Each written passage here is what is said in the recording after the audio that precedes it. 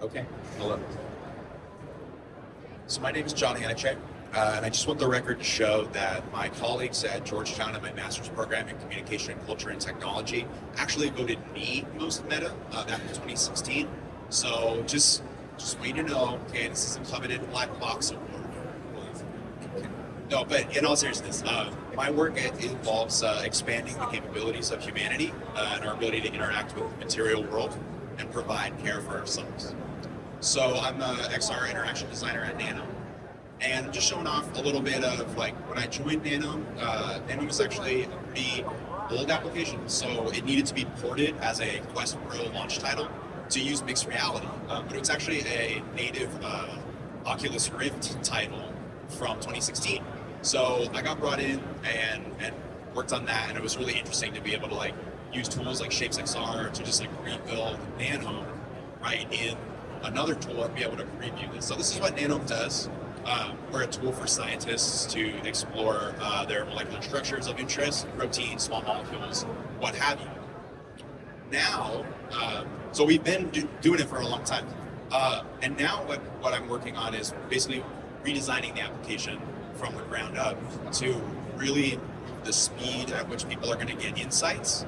So we're currently alpha testing this, so I can't talk about this. So instead, I'm going to talk about robots because this is my actual passion area as well. So back in 2021, I made this demo with a robotic arm and a virtual version of the arm, where you can basically program the robot through direct manipulation of its hologram.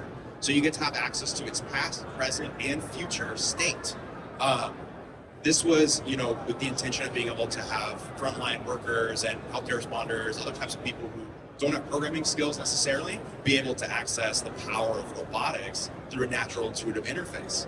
So I got to demo this at Star Trek convention, which is the perfect place to demo a robotic arm controlled hologram. And there it further validated just how easy it is for kind of untrained users to show up who are wearing Star Trek uniforms and interact with the robot. Because robots are tricky, right? They're full of different states. They have a lot of possible degrees of freedom.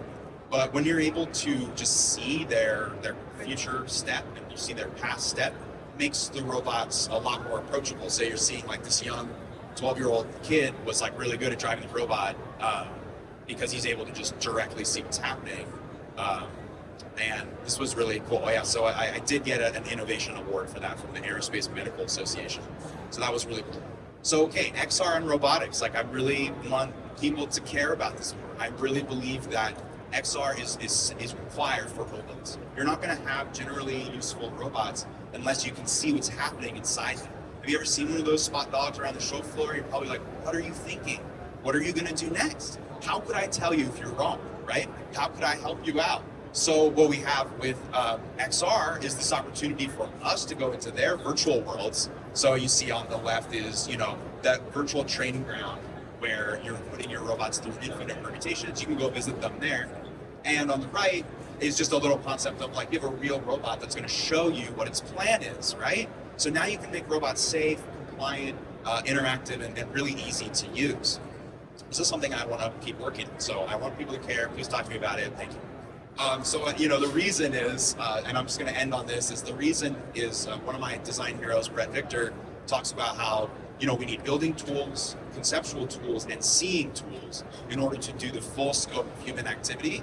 And so what XR gives us the chance to do is basically be in this infinite laboratory, right? Where you can see something down to the scale of a molecule and interact with a physical system, all while talking to your friends and not having a phone screen in the middle of your way, right? You're directly engaged with content at hand. And I think that this could really, be that center of why, and that focus on intelligence augmentation. So using these tools for centering people and our ambitions. So thank you. Please, you can check out some links. I have a spatial design blog. I have some other science fiction stories and other fun links. Scan the code. Please connect. Thank you for your time.